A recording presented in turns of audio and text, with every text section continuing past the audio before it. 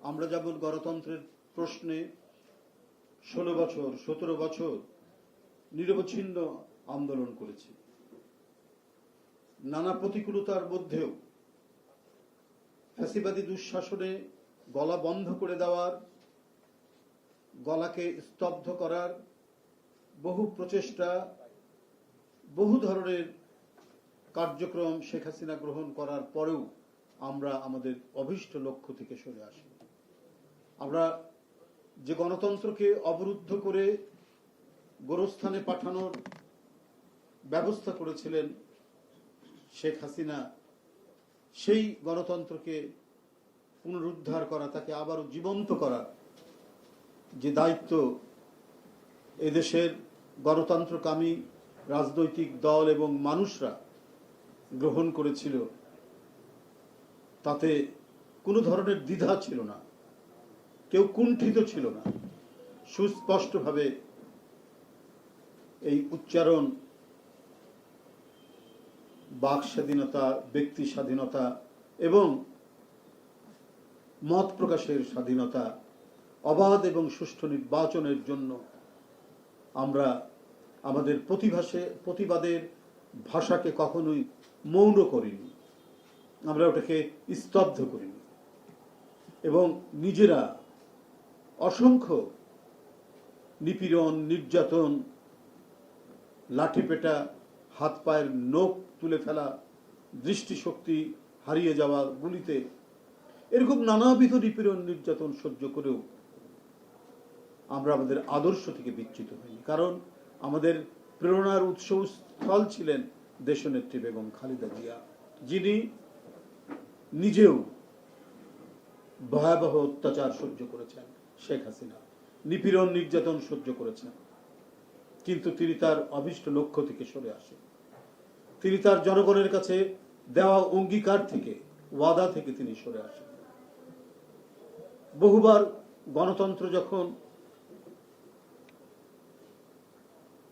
ধ্বংস করে দেওয়ার চেষ্টা করা হয়েছে, হত্যা করার চেষ্টা করা হয়েছে, এই নেত্রী বারবার এর পক্ষে দাঁড়িয়েছে। তার বীরত্ব, সাহস এবং অবিরাম সংগ্রামের মধ্যে দিয়ে বারবার গণতন্ত্র ফিরে এসেছে। এরপরে আমরা দেখেছি আমাদের ভারপ্রাপ্ত চেয়ারম্যান তারেক রহমান, তিনি ভারপ্রাপ্ত চেয়ারম্যানের দায়িত্ব নিয়েও একই ধরনের ঐতিহ্যের পতাকাকে ধারণ করে গোটা দলকে এবং দেশকে রচনা করেছে। এখানে কোনো দ্বিধা ছিল না। এবং এই দেশ যাতে সত্যিকার অর্থেই একটি গণতান্ত্রিক সমাজ এবং গণতান্ত্রিক রাষ্ট্র, যেখানে ভিন্ন মত প্রকাশের অধিকার থাকবে, যেখানে কথা বলার স্বাধীনতা থাকবে, যেখানে বিভিন্ন রাজনৈতিক দল তারা স্বাধীন মতো তাদের রাজনৈতিক চর্চা করতে পারবে, এটাই তো একটি গণতান্ত্রিক সমাজ। আবার সবাই সবার কথা বলতে গিয়ে কেউ কারো প্রতি বিরূপ হবে না, আগ্রাসী হবে না। এক অতি উচ্চমাত্রার পরমত সহিষ্ণুতা হচ্ছে গণতন্ত্রের একটা বড় ধরনের বৈশিষ্ট্য। সেই বৈশিষ্ট্যকেও লালন করতে হবে, এটাই গণতন্ত্রের সৌন্দর্য। সেটি প্রতিষ্ঠা করাও আজকে যারা গণতান্ত্রিক সংগ্রামে আমরা ছিলাম আমাদের লক্ষ্য। এই সমাজে যাতে দুর্বৃত্ত, দুর্নীতিবাজ, ডাকাত, সন্ত্রাসী তাদের রাজত্ব যেন না হয়, আইনের শাসন প্রতিষ্ঠা করাই ছিল আমাদের লক্ষ্য। সেটার জন্যই তো 16 বছর এত কষ্ট স্বীকার করে, এতবার মিথ্যা মামলার মধ্যে কারাগারে গিয়ে রিমান্ডে অবর্ণনীয় যন্ত্রণা সহ্য করে আমাদেরকে কাজ করতে হয়েছে। বিএনপির নেতা কর্মী এবং যারা গণতান্ত্রিক সংগ্রামে ছিলেন, সমমনা রাজনৈতিক দলগুলো, তারাও সেই দায়িত্ব পালন করেছে। নিঃসন্দেহে দুর্বৃত্তদের দখলে এই দেশকে ঠেলে দেওয়া যেতে পারে না। আমাদের দলের নামেও যারা দুর্বৃত্তপনা করছে, অনৈতিক কর্মকাণ্ড করছে, মানুষকে বিরক্ত করছে, মানুষের মধ্যে ভীতি সঞ্চার করছে, তাদেরকে আমরা রেহাই দিই এবং দিচ্ছি না। দলের ভারপ্রাপ্ত চেয়ারম্যান প্রতিনিয়ত, প্রতি সময় সারা বাংলাদেশের কোথায় কি কোথায় ঘটছে, দলের নামে কারা কি করছে, সবকিছু খবর নিয়ে আমরা সাথে সাথেই সেটার ব্যবস্থা নিয়েছি। ইতিমধ্যে 4 থেকে 5 হাজার বিএনপি এবং দলের বিভিন্ন অঙ্গ সংগঠনের নেতাকর্মী যারা দলের নামে বা বিভিন্ন অঙ্গ সংগঠনের নামে সহযোগী সংগঠনের নামে কোনো দুর্বৃত্ত চক্র সাথে যোগসাজশ করা বা দুর্বৃত্ত চক্র গড়ে তোলা, অনৈতিক কোনো কাজের মধ্যে থাকা, এগুলো আমরা সন্ধান করে বা এই ঘটনা জানতে পেরে সাথে সাথে তার ব্যবস্থা নিয়েছে। ডিজাইন, এলিগেন্স, বিউটি, সেরা পণ্য সবার জন্য জেভিকো। এই ক্ষেত্রেও বাংলাদেশ জাতীয়তাবাদী দল এবং এর নেতৃবৃন্দ আপোষী। বিএনপির ভারপ্রাপ্ত চেয়ারম্যান একেবারে জিরো টলারেন্স নিয়ে এই কাজটি করেছেন। ইতিমধ্যে আপনারা জানেন যে কুড়িগ্রাম জেলার চিলমারিতে কমিটি গঠনকে কেন্দ্র করে মশাল মিছিল, ভাঙচুর, নিজ দলীয় কর্মীদের গায়ে আঘাত করা ইত্যাদি ঘটনা ঘটিয়েছে। আমরা সাথে সাথে বিষয়টি জানতে পেরে, অভিযোগ থাকতে পারে, কোন বিষয়ের অভিযোগ থাকতে পারে, তার একটা প্রপার চ্যানেল আছে। অভিযোগ জেলার কাছে দেবে, জেলা যদি সেখানে কোনো কাজ না হয় কেন্দ্রে দেবে, ভারপ্রাপ্ত চেয়ারম্যান বরাবর দিতে পারে, সেইখানে সেটার উপরে আপনার আলোচনা হতে পারে, তদন্ত হতে পারে, খতিয়ে দেখা যেতে পারে। সেটা না করে হাতে আইন তুলে নিয়ে নিজ দলেরই প্রতিপক্ষকে ঘায়েল করার মতো এই ধরনের হীন হিংসাস্ত্রই কাজ হতে পারে না। এই কারণে কুড়িগ্রাম জেলা থেকে চিলমারি উপজেলা শাখার যুগ্ম আহ্বায়ক মোহাম্মদ সাইদ হোসেন পাখিকে তার প্রাথমিক সদস্য পদ সহ সকল পর্যায়ের পদ থেকে অব্যাহতি দেওয়া হয়েছে। এছাড়াও চিলমারি উপজেলা শাখার সদস্য আব্দুল মতিন শিরিন, তাকেও প্রাথমিক সদস্য পদ সহ সকল পর্যায়ের পদ থেকে অব্যাহতি দেওয়া হয়েছে। তারও সংশ্লিষ্টতা রয়েছে গতকাল চিলমারি জেলায় বিভিন্ন সহিংস ঘটনার সাথে সম্পৃক্ত থাকা।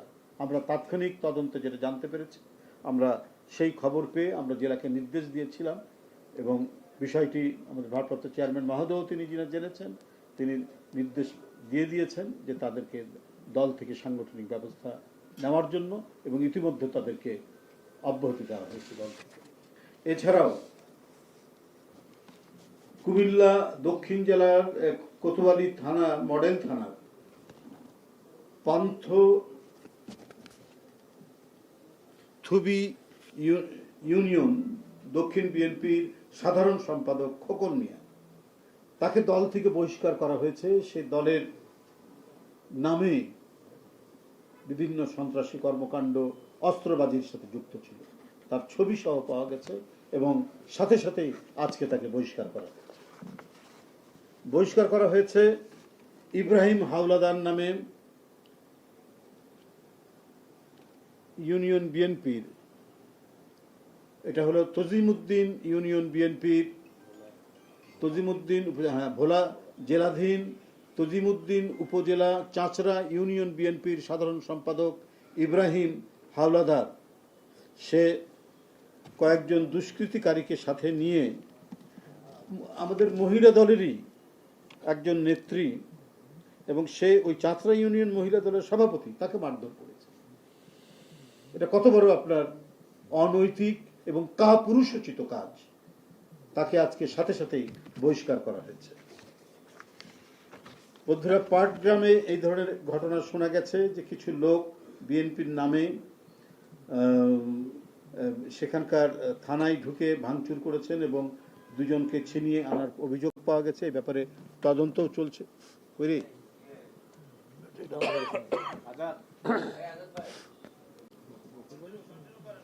এবং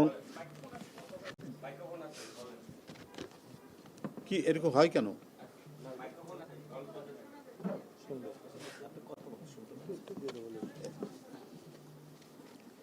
এবং তাদের যে অভিযোগ পাওয়া গেছে এ ব্যাপারে তদন্ত চলছে এবং এদের বিরুদ্ধে দৃষ্টান্তমূলক ব্যবস্থা গ্রহণ করা হবে।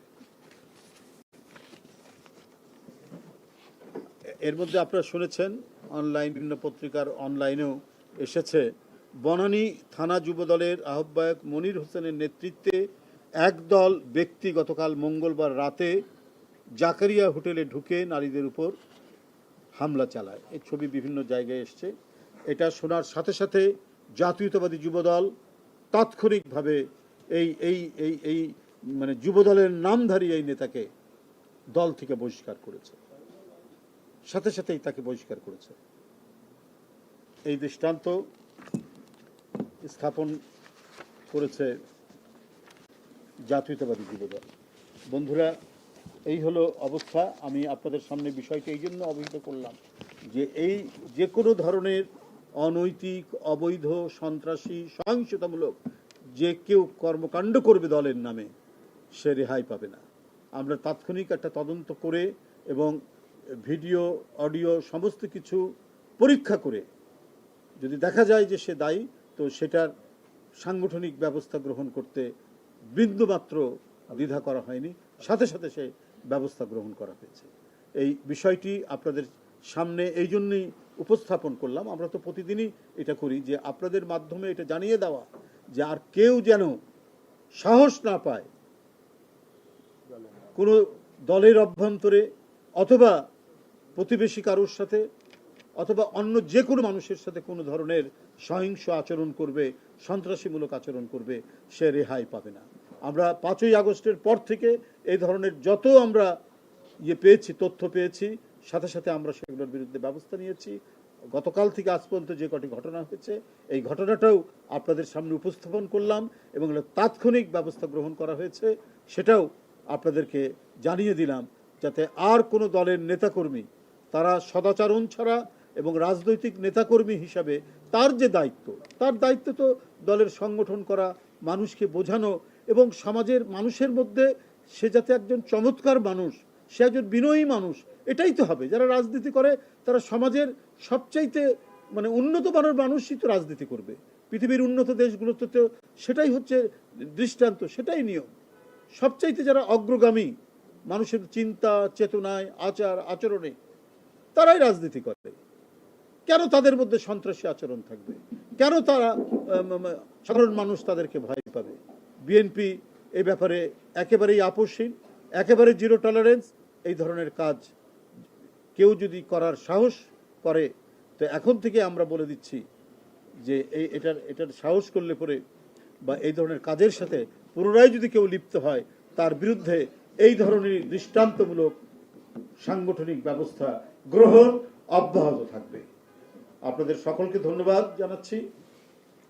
আপনারা আজকে যথাসময়ে এখানে উপস্থিত হবেন। আর কথা না, আজকে এটার মধ্যে থাকতে হবে। হ্যাঁ, বলুন। 5 আগস্টের পরে বিএনপির হাইকমান্ড থেকে যে ধরনের ইতিবাচক রাজনীতি আমরা দেখেছি, তৃণমূলে সেটি আমরা খুব বেশি লক্ষ্য করিনি। তৃণমূলের যদি এই ধরনের বিশৃঙ্খল পরিস্থিতি মানে অনিয়মের সাথে যারা জড়িত, তাদের বিরুদ্ধে আপনারা তাৎক্ষণিক ব্যবস্থা নিয়েছেন। একইভাবে 5 তারিখের পরে বিশেষ করে এনসিপি গঠনের পরে আমরা দেখেছি যে এনসিপি কিন্তু এতটা জনমত গঠনের পর ছিল না। গত 2 দিনে আমরা যেভাবে দেখছি যে তাদের জনমত যেভাবে বৃদ্ধি পাচ্ছে, আপনি কি মনে করেন কি না যে এই যে বিএনপি মানে শীর্ষস্থানীয় নেতারা তৃণমূলে কঠোর অবস্থান নেওয়ার পরও তাদেরকে শৃঙ্খলা ফিরিয়ে আনার ব্যর্থতার কারণে এনসিপির প্রতি মানুষের আগ্রহ তৈরি হয়েছে কিনা? আমার তো জানা নাই যে আগ্রহ কোথায় তৈরি হচ্ছে না হচ্ছে, তা জানি না।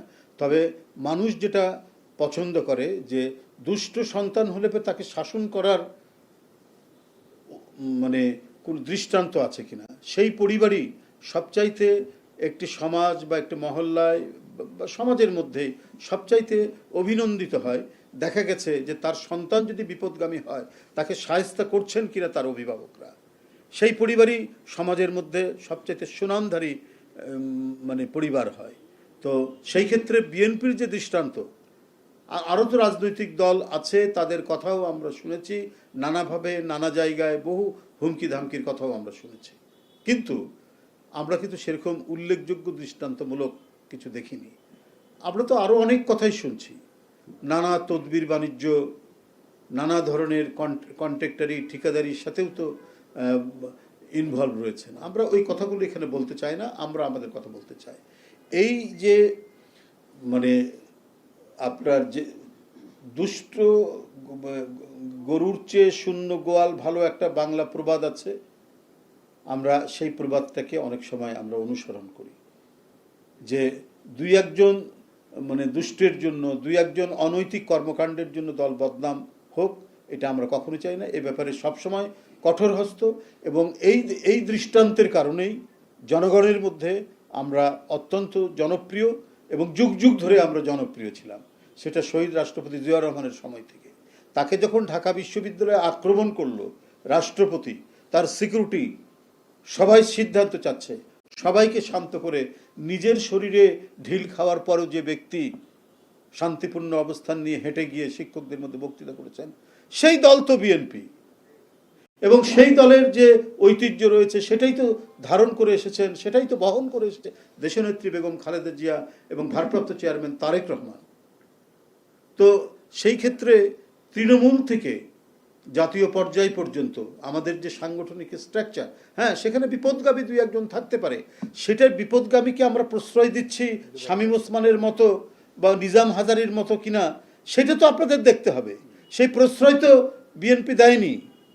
এটাই তো বিএনপির গর্ব, যে কোনো ধরনের মাফিয়াতন্ত্রের জন্ম দেয়নি।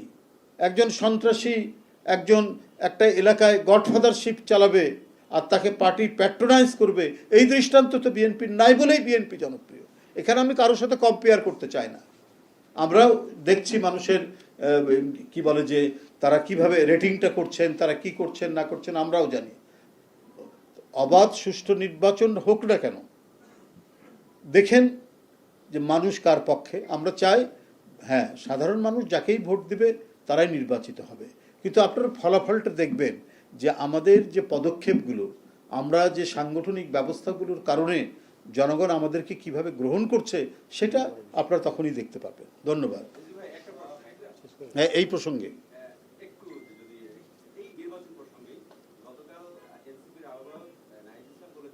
ভাই এদের আমি কথার উত্তর দেব।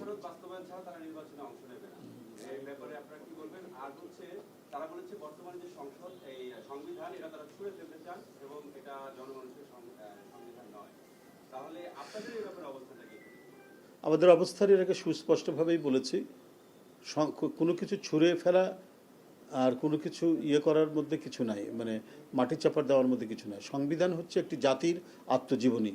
সংবিধান সংশোধনের মাধ্যমে ধারাবাহিকভাবে এর মধ্যে অনেক কিছু সংযোজিত হয়, অনেক কিছু বাদ যায়। এটা হচ্ছে মানে গণতান্ত্রিক প্রক্রিয়ায় সংবিধানের ধারাবাহিকতা। সেখানে হঠাৎ করে কেউ কিছু বলল বা সেটা নিয়ে তাদের অভিমত কি দিল সেটা নিয়ে আমি কোনো কথা বলতে চাই না, কিন্তু আমরা আমাদের মত এর আগে বারবার আমরা বলেছি যে প্রয়োজনীয় সংস্কার করে যে অবাধ সুষ্ঠু নির্বাচনটা তাড়াতাড়ি দিন, তাহলে আপনারা বুঝতে পারবেন যে জনগণ কার পক্ষে আছে। ধন্যবাদ।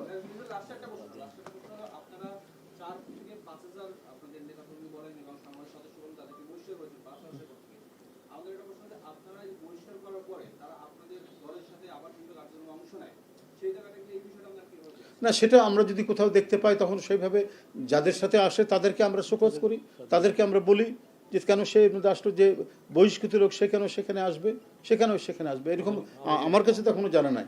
দুই একটা ঘটনা কোথাও হতে পারে দূরে, সব জায়গাতে তো আমরা তার লম্বা হাত দিয়ে ধরতে পারবো না। এখন পঞ্চগড়ে বা বান্দরবনে কিছু হলো, কিন্তু যখন আসে তখন আমরা সেখানে মেসেজ দেই, আমরা সেখানে সেই লোককে বলি যে এই লোক কেন আপনাদের সাথে। তবে এইরকম যে কোথাও রিপিটেশন হয়েছে, পুনরাবৃত্তি হয়েছে বা এই ধরনের কোনো দৃষ্টান্ত স্থাপন হয়েছে আমার জানা নেই। ধন্যবাদ।